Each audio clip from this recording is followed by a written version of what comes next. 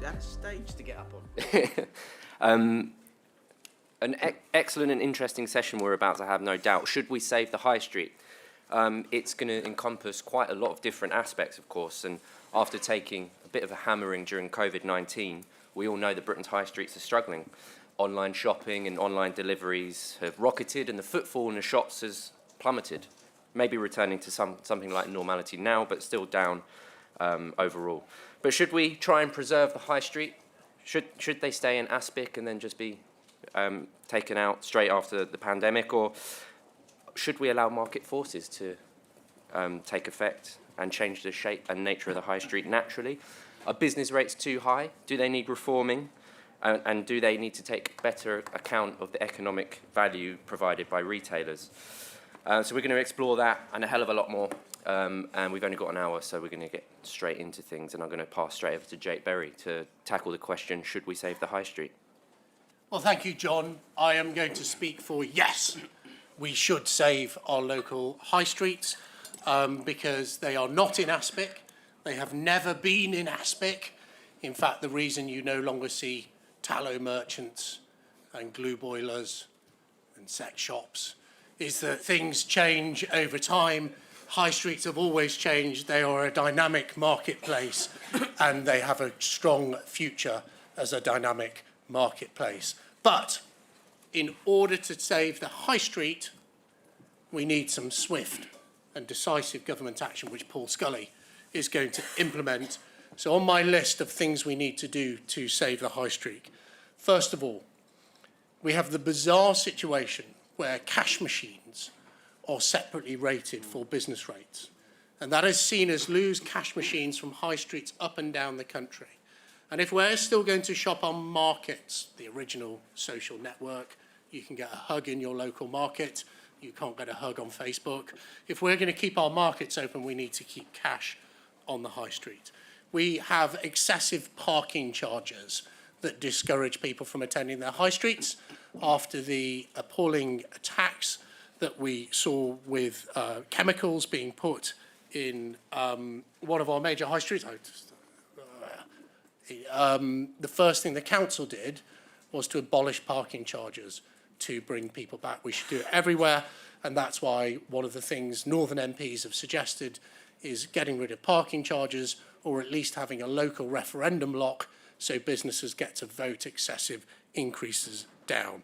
I also think we need to abolish use class orders. People are probably aware of these things called nail bars. They have no planning designation. They are what you call sui generis, which means that you have to apply to your local authority, which can take months to open a nail bar. As far as I'm concerned, you should be able to shut a newsagents on Friday and open a nail bar there on Saturday. That is what a dynamic marketplace looks like. And if we are going to save our high streets, that is what we should do. And the other thing I think we need to save our high streets is an online sales tax. We have seen retailers like eBay and Amazon and others making literally billions of pounds in this pandemic while our high streets have been closed in many cases. And I think we should have a specific online sales tax, which amongst other things could see us scrap a large portion of business rates for retailers, because paying business rates is a tax on stock.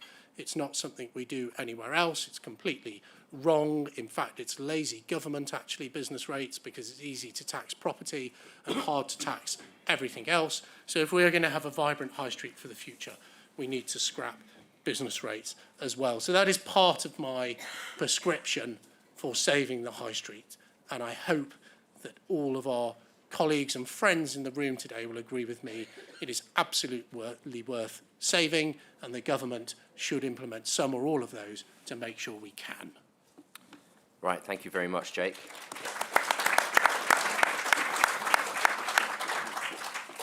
We're going to pass straight over to Nick Lakin, who's the Group Director of Corporate Affairs at Kingfisher. Thanks, John. Thanks for the invitation. Good morning, everybody. So I'm here to give you a kind of retail view of this. I'm going to make 3 key points and then give you some examples behind it. First, there is a revolution going on in retail. This is great for customers, but it has led to an unlevel playing field between online-only retailers and those operating shops and online. Secondly, as I suspect many people in this room know, the business rates or shops tax system does not work, but government policy can definitely make a difference. And third, it is about saving shops everywhere, high streets and retail parks, and make retailers' fights for customers, which is good for consumers, a fair one. So I work for Kingfisher. If you don't know who that is, we own B&Q and Screwfix in this country. So many of you, thank you for your custom. Any complaints, see me afterwards. But just to make it real for you, B&Q and Screwfix are two fundamentally different retail models. B&Q's 50 years old. You all know what B&Q is, massive big box store. Screwfix, one of the fastest growing omni-channel retailers, fastest growing UK business in the last decade.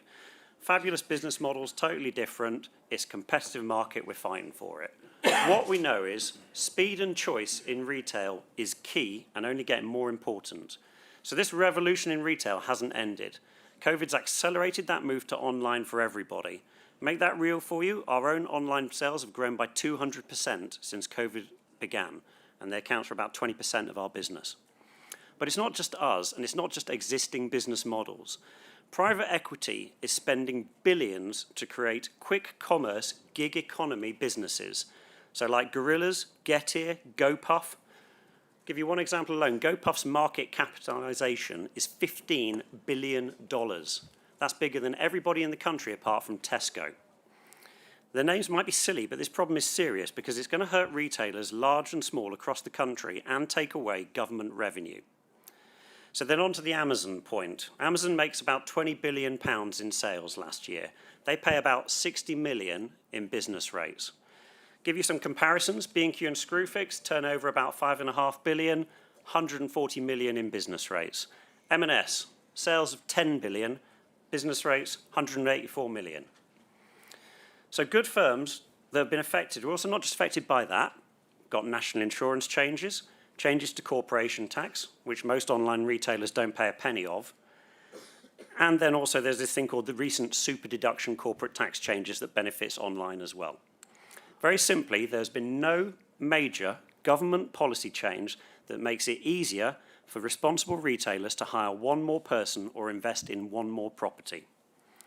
We're all planning to do more online shopping, and as retailers, we're all planning to work for that. So, you know, mobile first, this is our mantra for all of us. But if the current system continues, the result will be fewer physical shops in our communities with a knock-on impact on jobs. More than 4 in 5 retailers say it is likely, very likely, or certain that they will close shops if the business rates burden is not reduced. Now that is a levelling up problem. So just to finish off, there is a solution. I understand the Prime Minister recently met with Jeff Bezos in New York, and Jeff made it clear that it's up to governments to come up with the right framework for how online retailers pay tax. Jeff is right. Responsible UK businesses want to help pay for COVID, social care, and the services we all use. And in fact, business rates are important. They help pay for my local services, police, teachers, bin men. That money's needed. My company wants to pay it. But to do this, and to do this for the long term, we need to address the discrepancy between physical and online-only retail. And I think there's a pretty simple solution, and Jake's touched on it. We recommend restoring the shops tax back to its original design, which is 35p in the pound. It's currently about 50p in the pound. So do that, and at the same time, introduce an online sales delivery tax. We would suggest that set at about 50p per delivery. This would shore up government finances for the future with an environmentally sound policy that stops Amazon sending people like me large empty boxes every time I order one item. And it gives physical retailers in streets and retail parks across the country the chance to compete with online-only players on a level playing field. So the only question for me that remains is, will the government act in time? Thank you.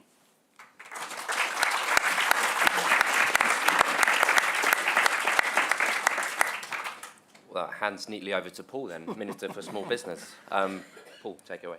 Thanks very much, John. It's a really timely debate to be having at the moment. I was a councillor in the mid-2000s, 2005, 2006, that sort of time, And we in Sutton, in my constituency, we're looking at Sutton High Street, which is basically a mile long on a slope. It's a single street on a slope, looking at where the shortcomings were, where the issues were, how we could revitalise that high street. And we're still having the same argument 15 years later. What COVID has done is just accelerated the pace of that conversation. Instead of what does our high streets look like in 15 years' time, it's now what does it look like next year. Now, you will all be aware of the figures and the approach that we've taken over the last 18 months, having to wrap our arms around the economy to protect jobs, to protect livelihoods, to protect businesses. We've put £352 billion worth of support into the economy. Now, I'm a small government kind of guy. I believe in the Ronnie Reagan 9 most feared words in the English language. I'm here from the government, and I'm here to help. But I'm actually now part of a government that's had the biggest intervention in the economy since the war. So, but it does now give us 352 billion reasons to get the next bit right, because as a free market economist, we could just sit there and take our hands off the wheel like that. And as Jake said, see what happens then, because the high street has been evolving, the high street has been developing for many, many years. But actually with insolvencies in general at a 40-year low, we need to be just careful that we don't lose the protections that we've gained in terms of jobs, livelihoods and businesses over that period, over the last 18 months.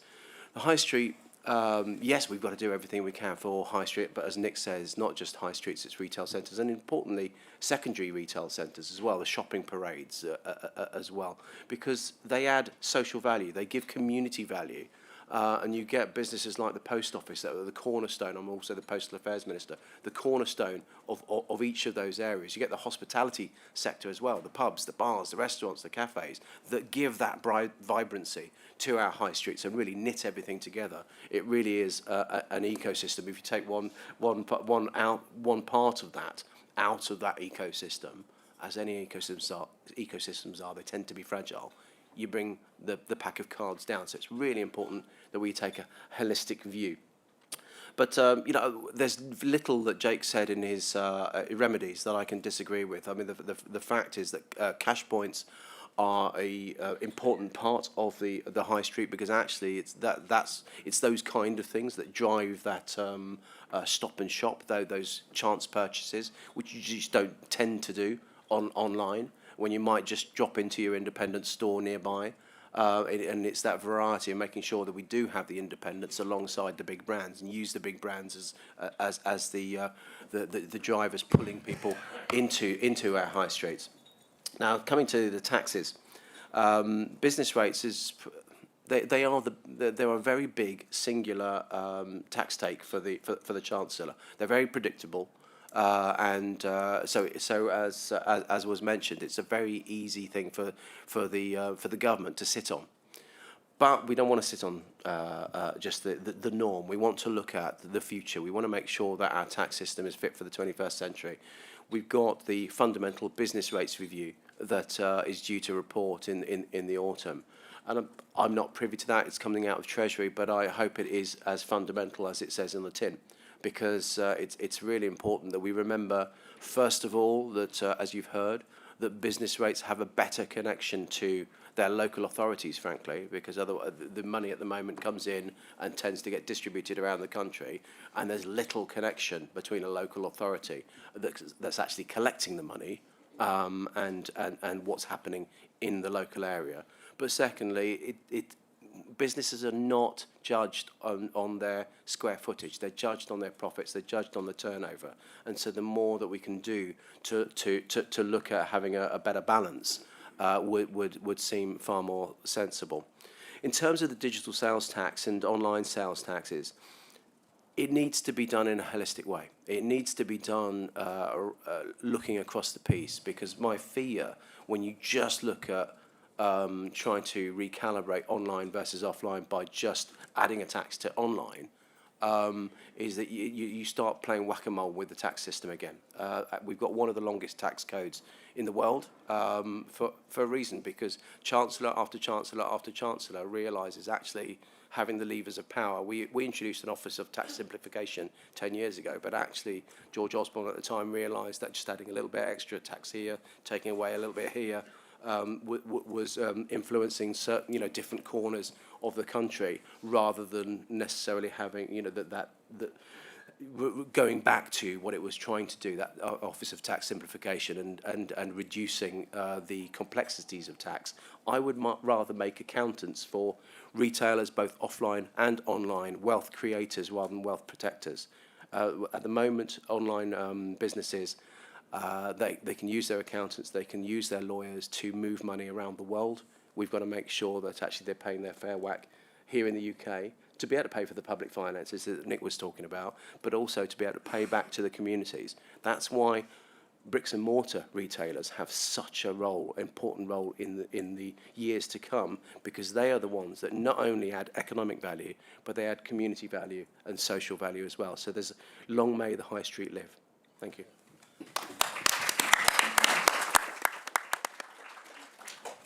Thank you very much, Paul. And another Paul now, and last but not least, Paul Wilson, the Director of Policy at the Federation of Small Business.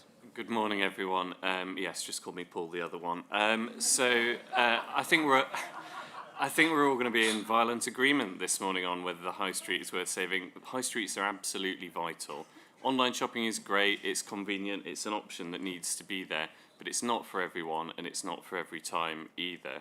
And for people who are digitally excluded, and for all the community benefits that the high street does bring, we absolutely need to do what we can to make sure that high streets can thrive. And of course, we've talked a lot about retail. It's not just about retail either. Coffee shops, bars, restaurants, hairdressers.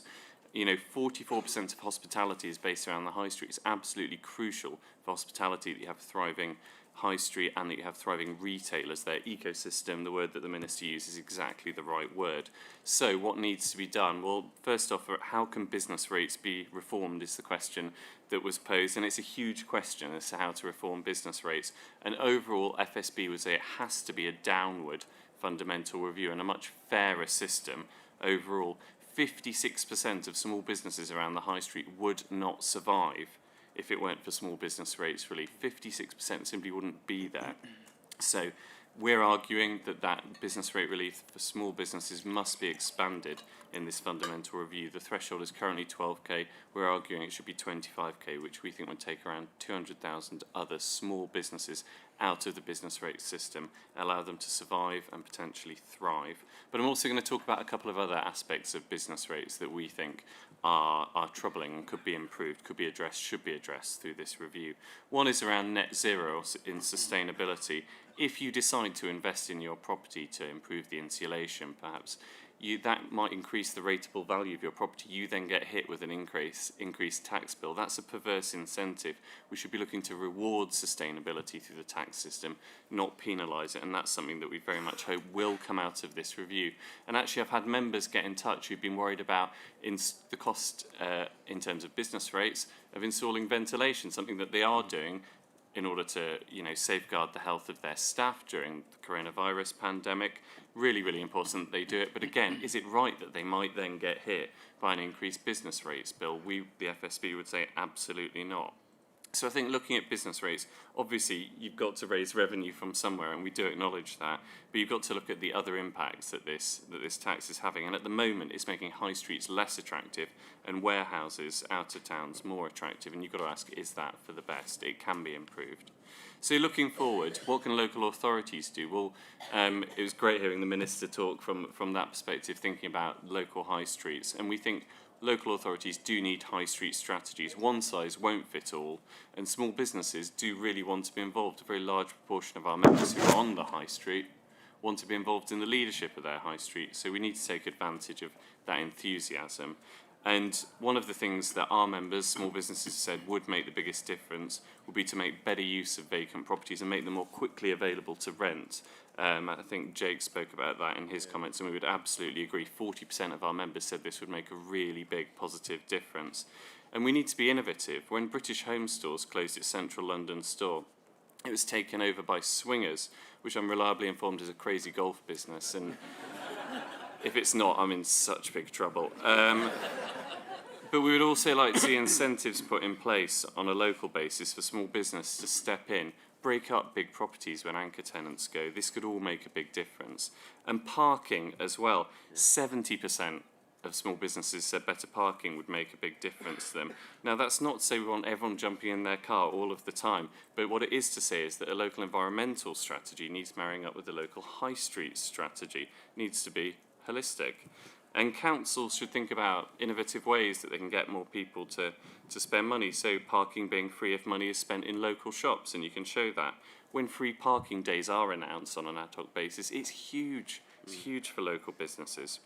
So overall, absolutely yes, high streets are crucial. They will continue to evolve, absolutely, but only with the right support framework in place. And that's a mix of national action on things like business rates and local strategies to work with local businesses.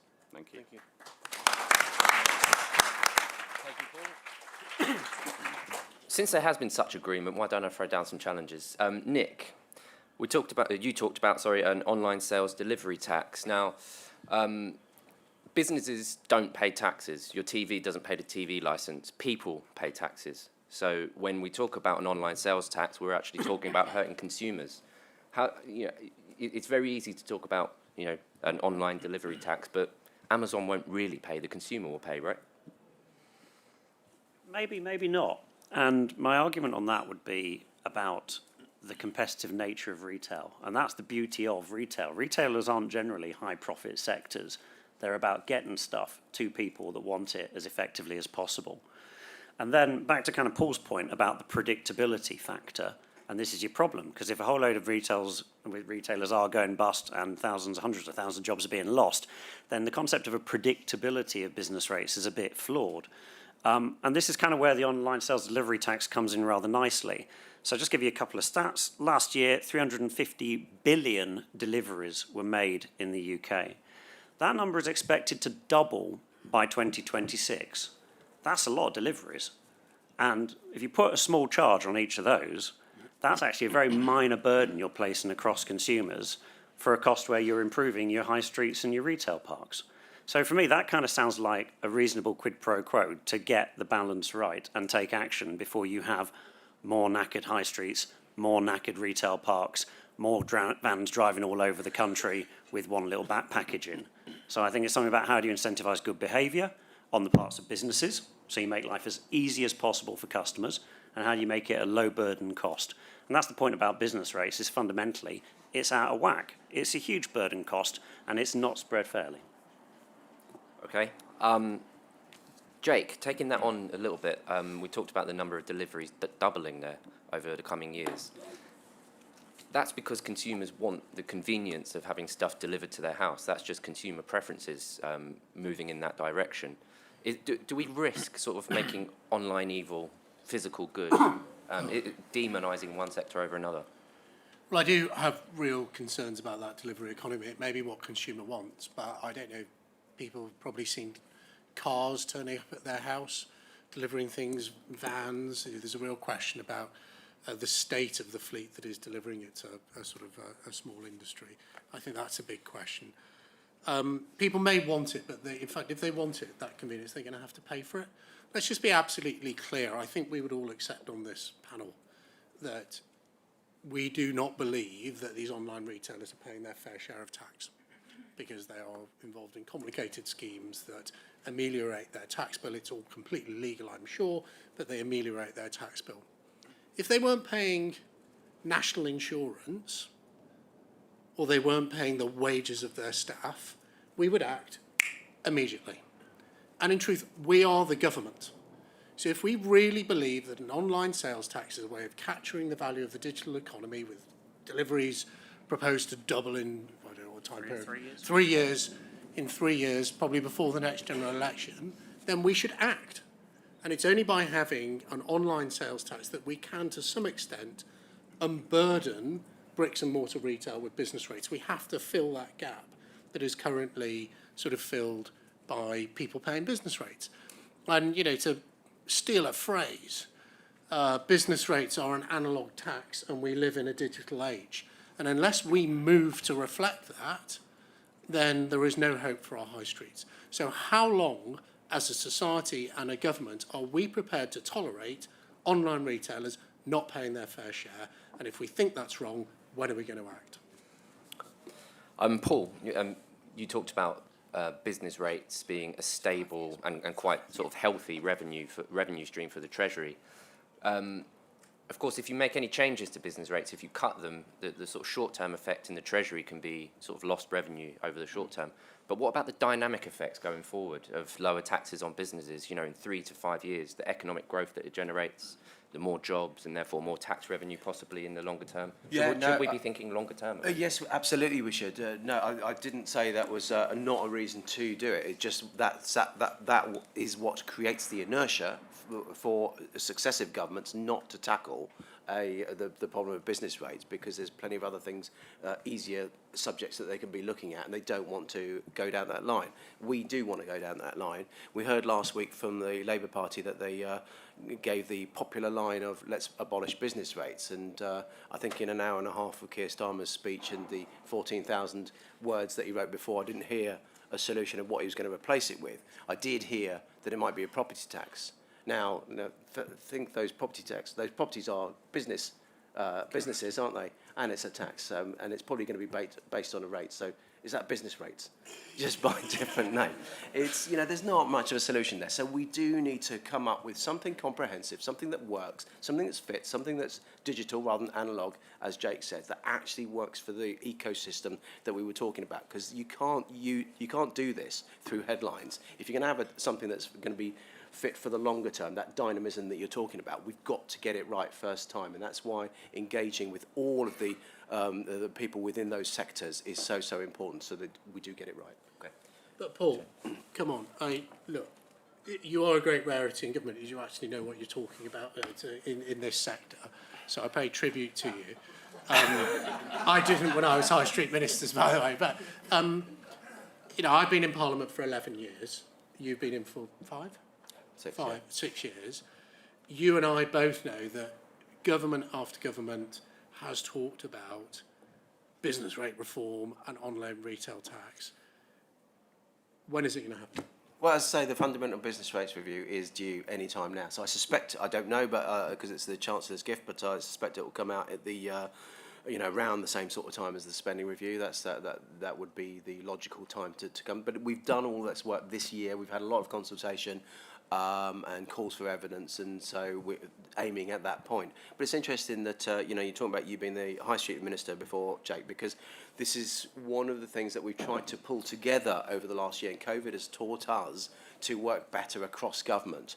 Because I've always described the High Street Minister as the person that sits in the high street with the council, with the local authorities, with the residents, looking into shops. I'm the retail minister, so I'm in the shops with the retail and hospitality, like looking out into the high street. And we don't always talk. I think that's changed over the last year through necessity. We've got to make sure that we keep that going. Absolutely. Okay. John, could I just make two quick points building on this? Just one. Just to really emphasise about that, it's not just about high streets thing. And you might say, okay, you're in B&Q, you would say that, wouldn't you? We had the Prime Minister visit our B&Q store in Middlesbrough early this year. It was a real privilege. We just invested a load of money in doing up that store. But you look at that retail park, and you've got winners and losers in retail. That's okay. That's how retail business is supposed to work. But your problem is that a load of those retail park businesses go and collapse, and then the rest of the retail park becomes a lot less attractive. So it isn't just about that. And to make that real for you, Matalan is a challenge business. Next, one of the best retailers in this country, the investors see it as a tech business with a rump of 600 stores. So that's just the interesting way of looking at it. So that's my first point. And just very secondly, I'm feeling a bit sensitive about online retailers being called evil. So I'm not going to get into word calling about it, but just to build on a small point there about what do they do in their business models. We've talked about the offshore business taxation models that a lot of them very aggressively follow. There's the point about turnover versus profit. Amazon and all of these gig economy startups that I just mentioned, their business models originally was not about profit. And private equity and investors are happy to take a long-term play to get to profit. I'm talking about 15 years in the case of Amazon. And in case of the others, there's a load of money floating around the world, needs to be invested in stuff. So that's why following the profit philosophy is just kind of a flawed taxation model, which is, again, slightly old economy in this as well. I think the other thing, though, Nick and John, is that we're looking at all of this because of the framing the conversation through business rates, through taxation system. Don't forget as well that we are working with retail, with hospitality to help themselves. It's how do you actually repurpose the business model. And obviously, Nick, you've got the B&Q stores, you've also got DIY.com. And it's how you merge the two so that someone can still go into your business. The magic is if you go into one of your stores and don't necessarily buy then, but when you go home and get your phone out or your computer, you still buy from your brand, and that's the real key thing, isn't it? That businesses absolutely. need to do. And I'll just shout out to Paul, because throughout the COVID crisis, his support for retailers, generally large and small, was actually outstanding. And you don't often thank ministers enough for doing a good job. Very quickly, before opening out to Q&A, Paul, the other one, you talked about high streets sort of changing in their nature, coffee shops, bars, and maybe we're looking at, not necessarily high street dying, just it changing. And then are we at risk of trying to manage that change rather than let it happen naturally by coming up with far too many government interventions and policies? Yeah, I think it's definitely a balance that you need to get right. But I think from the discussion that we've had, what's clear is that the tax system isn't getting it right and is in fact distorting it in a different way. And I think it's a case of trying to remove that distortion through changes to business rates, through considering holistically the other taxes that affect retailers. So I'm not saying certainly that national government should be getting involved. I do think the local councils do have a really important role in bringing together the businesses and the various stakeholders within a community to make sure it's a plan that's owned by all. But that's not one that's being dictated on a local level, but rather one that's being built up through consensus. Right, that's been a really good discussion. We've got half an hour for Q&A, so there's lots of you in the room. I'm going to try my best to get as many in as possible. We've got a lady in the front row here. Yeah, we'll go one at a time. Hi, good morning. I've listened to this conversation. I think what's been missing from it has been the consumer. I sit on the board of 4 consumer companies, and everything we are doing is to disintermediate the retailer. It's all about how do we build that relationship with the consumer. And if I look at Nike, 48% of Nike sales are now direct to the consumer. Who would have thought that shoes you would buy online? But, that's the way the consumer wants it. So I just sit here and I wonder, are we being a bit, not thinking about the fact that the retail high street business part they've got to contract because the consumer wants to have that different experience, and every single consumer goods company is piling marketing into that direct consumer experience. They want to get rid of the retailer. Right, good punchy first question. Let's get some answers. Ow.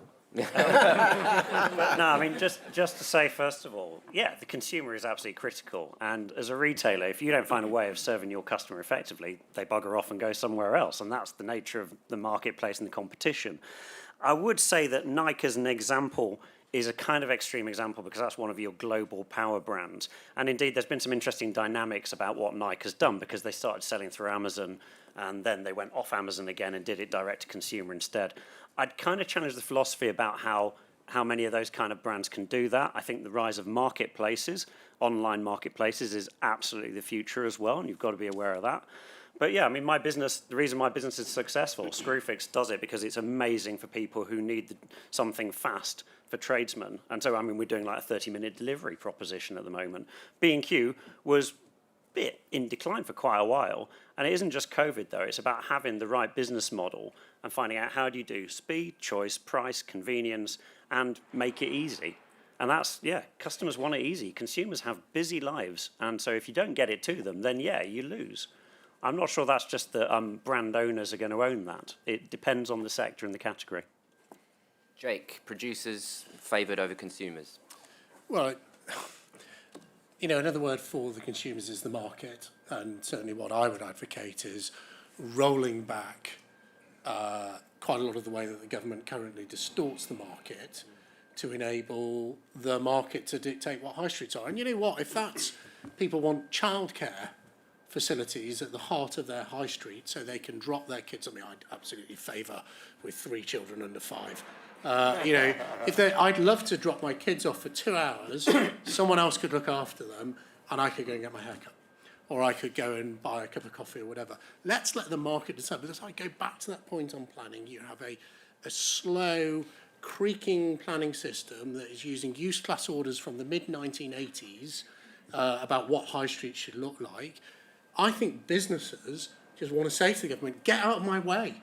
Let me go and open my shop. If I want it to be a yoga studio, childcare, bookshop, computer gaming centre, let me do it. Get the government out of my way, and to some extent, get the taxation system out of my way. Let me play on a level playing field, and let me, as the retailer, work out what my customers want, the consumers, and react to it at speed.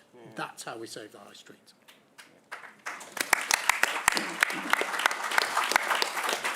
Any additional thoughts? Yeah, look, I am the consumer minister, but that is limited to consumer protection and making sure that we can give consumers a fairer deal. What I don't want to do is step over the toes of the free market that Jake's talking about, to make sure that I'm a poacher turned gamekeeper. I used to run businesses myself, and so I trust business to actually drive footfall, to drive consumer behaviour and understand consumer behaviour, and I wouldn't want to get in the way of that. Where the interventions of local authorities and government has a place to play, though, is not necessarily in the retail parks, because actually retail parks were some of the fastest to bounce back after lockdowns, but the smaller high streets, the smaller secondary retailers, to promote independent shops as well, and businesses. That's so important for the characteristics of the spirit of the community that we in which we all live. And so there is a role, including what Jake was talking about. First of all, making sure some of the easements that we were allowed over lockdown to become semi-permanent, and to make it easier for hospitality businesses to renew licenses, to have outdoor seating and these kind of things. We do need to make sure that we work with the post office, because the post office has a particular place in our community to add that social value, whereas retailers maybe, and banks, for example, will seek to be the second last bank out of town rather than the last bank, because no one wants to be the last bank. But the post office can actually step in to fill some of that gap, to then, as I say, maintain the vibrancy of our high streets. Okay. Thanks. Paul, FSB view on consumer being the king and queen. Well, I mean, it's absolutely right, but I guess we'd be worried about the consumers for whom online isn't their preference. And, we get some great stories from our members about the commitment that they show to their customers, and how much those customers really value being able to come into the shop, talk about what they need, look around, get some advice. And, a lot of those very same retailers have gone online, particularly over the last year or two, for very obvious reasons. We also get some great stories of where, for example, a customer who's been going for 40 years to a particular shop can't make it in, and the shop owner went round with a phone showing them the shelves and helping them do their shop, and it was then collected by the son or daughter. And I just think that's lovely that they go that extra mile, and it's that sort of experience that I think we're desperate not to see lost. High streets are moving towards experiences as well. I think this is the thing. If you talked about Nike. If you go to Nike World in Oxford Street, it's a pretty dynamic, busy place. Most of the other shops around that area, though, you've got Microsoft shop there. I don't think they sell much, but it's just there to actually touch and feel the products before they go and buy elsewhere. There's an Nespresso store in Regent Street, I think it is. I don't know anybody that goes up to the West End of London just to buy their coffee pods. It's there just to actually have a bit of a flagship and these kind of things, which is why hospitality and all of those other kind of businesses add the experiential view of a high street, rather than just going to buy something and then come away again. Let's take a question from this side of the room. Gentleman at the back. Yeah, hi. Kevin Hollingray, MP for Thurston Moulton. Lots of talk about an online sales tax. We already have a sales tax. It's called VAT. Why don't we stick a few pence on VAT, scrap business rates completely, and then it's a fair and level playing field for all businesses, whether they trade online or from the high street? Tax simplicity. Put extra couple of pence on VAT, Nick. What do you reckon? Is it politically unsellable? What do you think?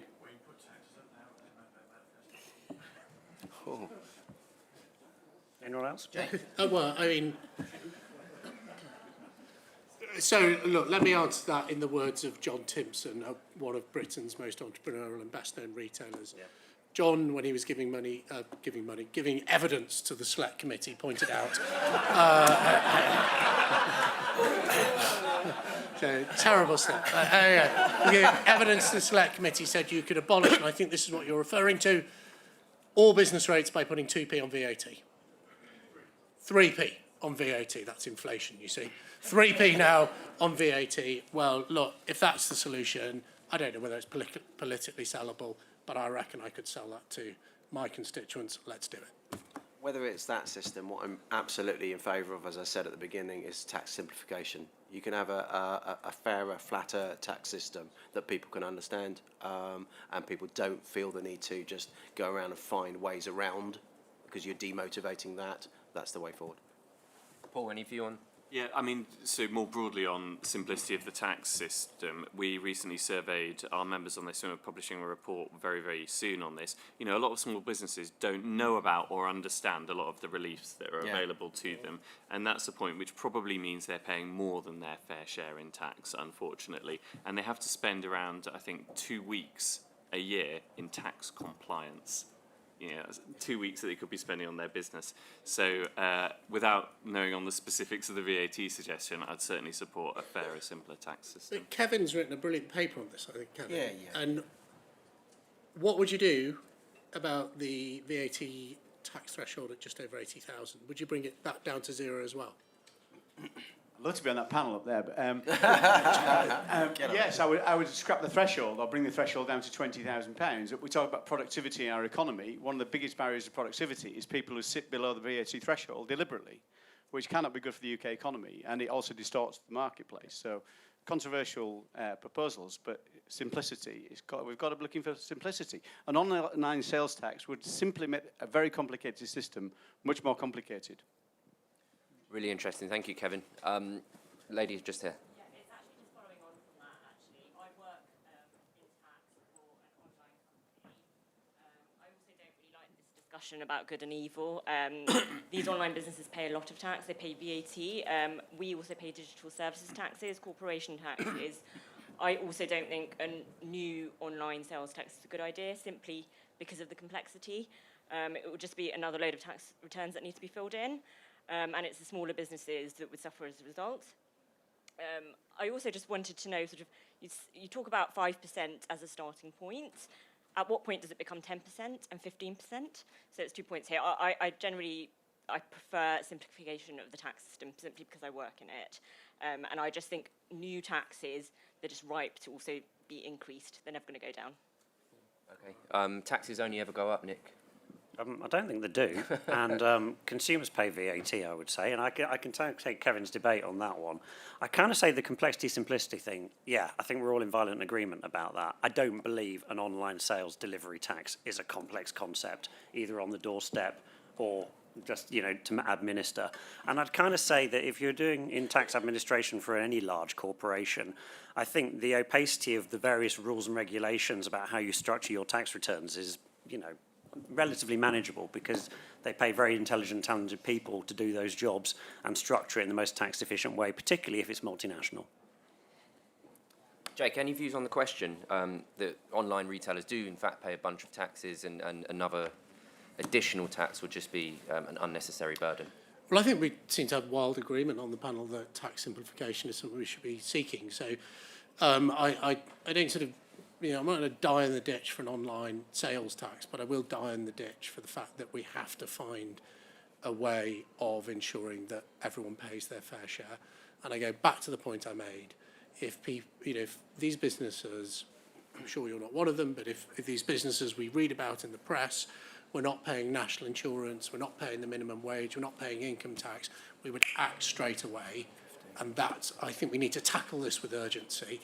And I applaud Paul for all the work he's doing on the business rate review, which I know is really important work, and he's doing a brilliant job. Okay, we're going to try and get some more questions in now. Gentlemen. Yeah. It was just a quick question in relation to radical thinking to help the traditional high street. is a lot of high streets have got pedestrianised areas which were brought in the 1980s and the 1990s at the real height of the retail. Because retail is contracting in terms of the high street, what about reopening pedestrianised areas, making them one way, have them for electric vehicles and blue badge vehicles as well, because that would revive the high street, because fundamentally it's down to all of us. We can accuse Amazon of being an evil company if we want, but if you're like me, you've got an Amazon account, look at what you spent over the last 20 years. It started off, I just did books and music. Now I buy practically anything there because of the convenience. We've got to make the high street as convenient as possible to get into, and it's not just about paying for car parking, it's about being able to park as close as we can to the shops. Yeah, I'm going to let Paul Scully answer this, and then he's got to dash off early. Sorry, I've got to dash to another event. But you're absolutely right. And this is, I think, where I was coming from about the fact that business rates, online sales taxes and all these kind of things are one level of debate, but it's a far richer, far wider debate than that. And so, so first of all, retailers need to make it more appealing. Online bricks and mortar retailers need to make it more appealing, accessible for people, anybody, to come into their stores. The local authorities have a massive role to play in terms of parking, accessibility, vehicular and transport accessibility. Whether it's pedestrianisation, I think that depends on the area. You can look at somewhere, forgive me for being London-centric, but I'll just take my local areas. So Kingston next door to me is quite a grid system, so you can pedestrianise bits of that, you can get easy to get around. Sutton, I talked about Sutton, my own constituency, mile-long high street, which is all pretty well all pedestrianised. It's a bit of a nightmare. You start at the top of the hill, you get to the bottom of the hill, fully laden with shops and with shopping. And actually, though, this is where businesses come in. The local authority was puzzling over this for ages. What the businesses, they said, hold on a sec, we just need someone to get them up to the top of the high street. They got a golf buggy, sponsored by one of the local businesses, brutally simple, incredibly cheap, and they, the residents, the regulars, really enjoy talking to the drivers. It was just a great community solution led by business. As Paul goes, Paul from FSB answering the question on accessibility to the high street. Yeah, I mean, it is a really important question, and You are now the only. I know. See you later, Finally. Yeah, it is a really important question, and while I think I would agree with the Minister, you know, it depends on what works for local communities, whether it would be right to remove a pedestrianised zone and allow electric vehicles to be there. But that accessibility is something that we need to think really hard about in the context of other policy making as well. So things like local low emission zones, how do businesses get deliveries to the door, actually, is another question that needs to be thought about in that context. Jake? Well, very briefly, you know, it seems to me that government is completely unable to decide what your local high street should look like. That should be down to businesses, and it should be down to some extent to local authorities. So one thing I'd like to see is a business improvement district everywhere. The government could set that framework and say actually every local area, local authority, whatever it may be, has a business improvement district, which then direct what you see on the high street. I don't think someone sat in Paul's department or in the Treasury can tell me what the high streets in the centre of Darwin should look like, but I certainly know our local businesses who live and die on the footfall or the pedestrianisation or not will have a very, very good idea, and I think that's just something worth the government exploring. Yeah, absolutely. Lady in front row. Mike's on the way. Hi, it's Danielle Sheridan from the Daily Telegraph. It's about food shortages, and I just wondered, do you think that the onus should be on supermarkets to fix their solutions? That's something the Foreign Secretary alluded to yesterday. Or is it down to the government? They should be helping more, or are supermarkets basically too reliant on the government's help when the going gets tough? That's mainly to Jake, but you're all welcome. So it's Paul, he's a good minister. Well, I went and did our family shopping Asda last Friday, and that was when the first crisis really hit me because they'd sold out of children's yogurts. So you know, we've had a very, very difficult weekend with no yogurt at home. But you know, that shows how real it is, doesn't it? You know, we are just a normal family, you know, managing as a household.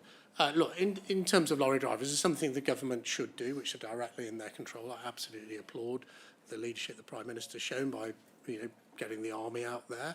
I really support the steps that Grant Shapps has taken in terms of trying to break down that backlog at the DVLA, 4,000 plus, I think, backlog in HGV renewals.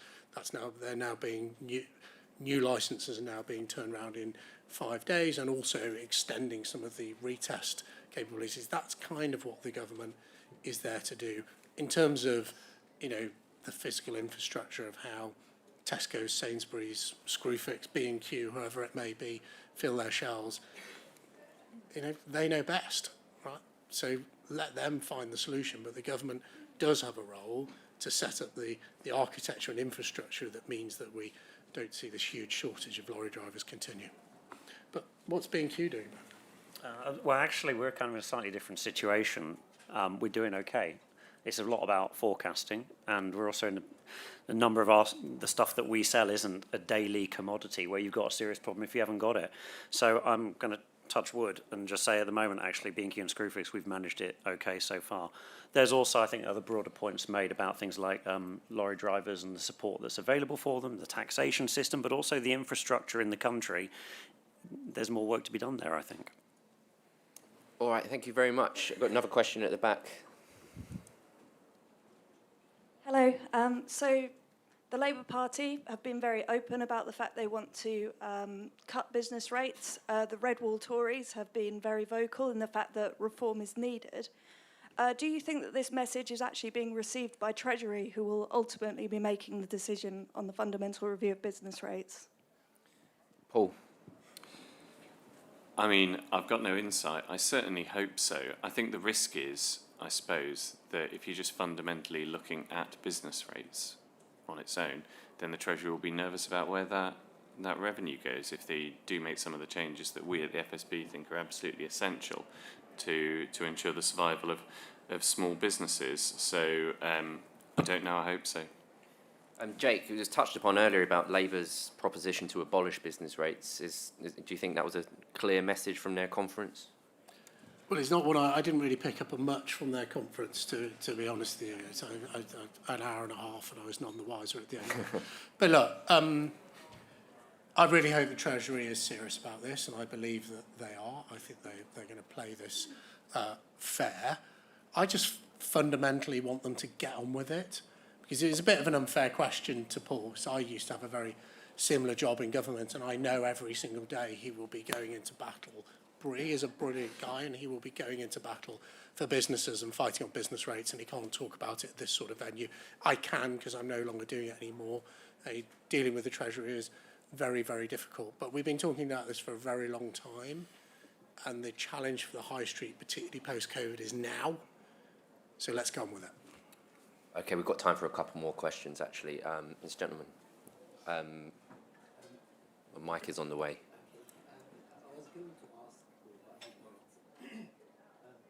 I'm not sure if it will be off topics, but we're talking about retailers. He mentioned the West End in London, but what's going on now with the abolishing the tax-free for foreign visitors? That's going to kill the luxury retailers in London. And I think, what is the government going to do? Like now they have, mainly in London, I know if this is something not to do with other part of the country, but we're talking about Brexit, COVID.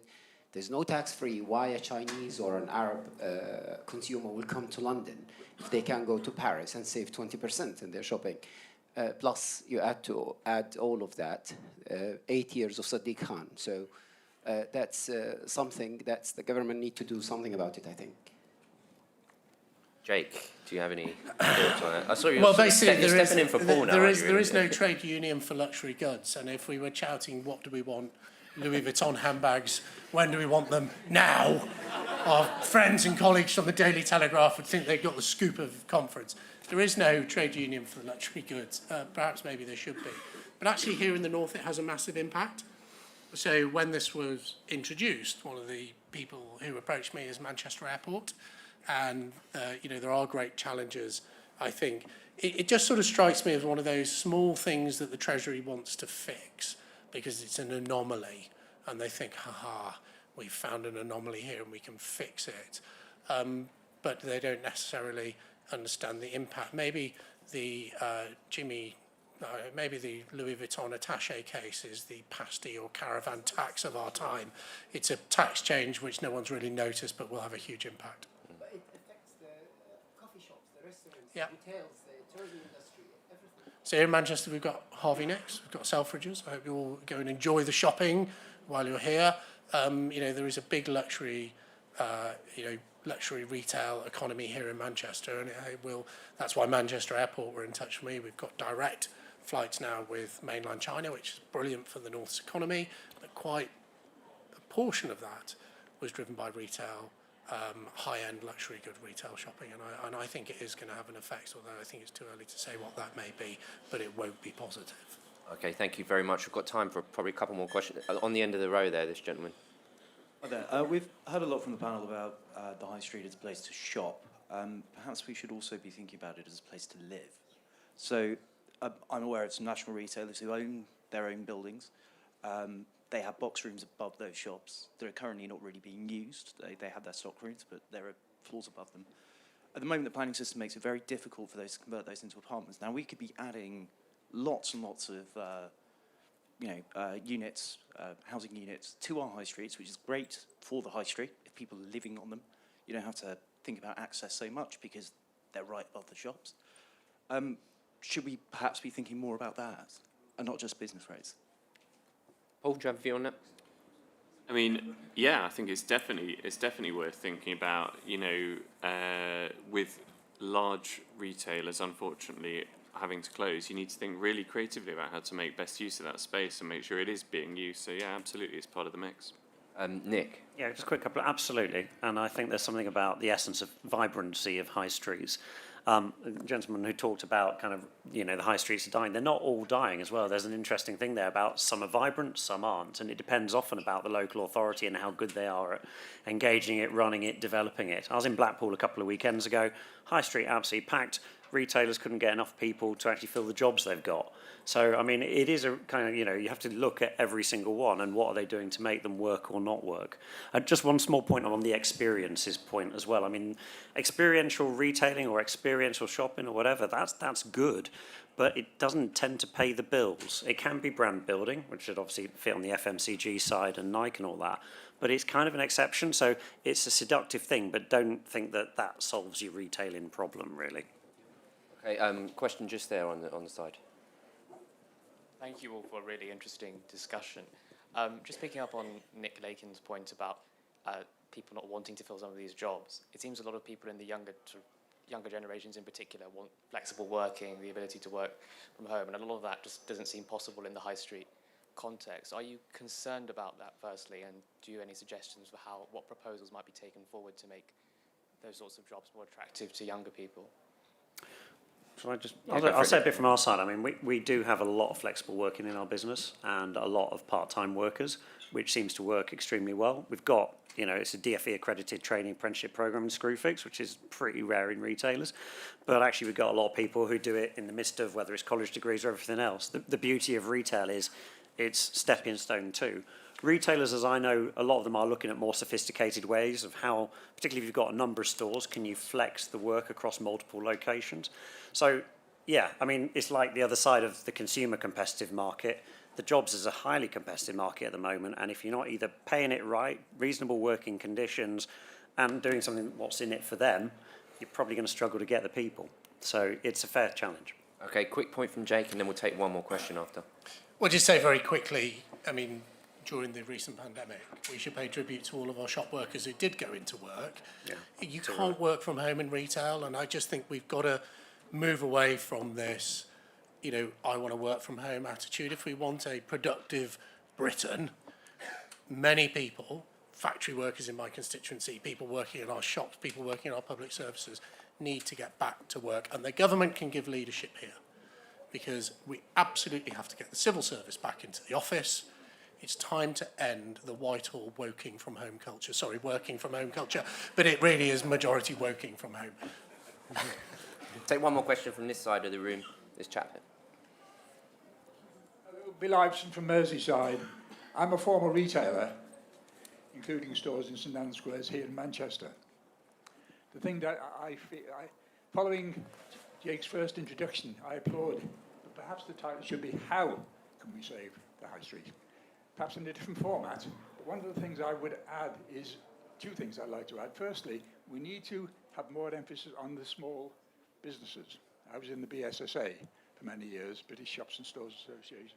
They need to be talked to and listened to and brought in. The other thing we did find, strangely enough, is that the managers of the big stores have no authority at all.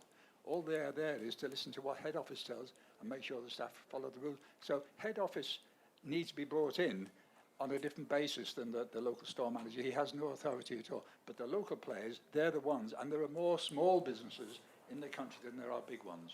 So Yeah, let's go to Paul very quickly on that. Here.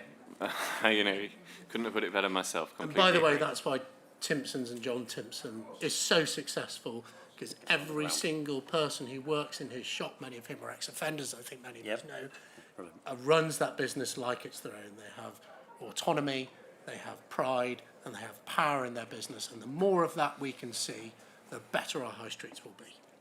Okay, I wish we could go on, but we do have to wrap up and get ready for the next session. So thank you all so much for taking part in such an interesting discussion. Thank you for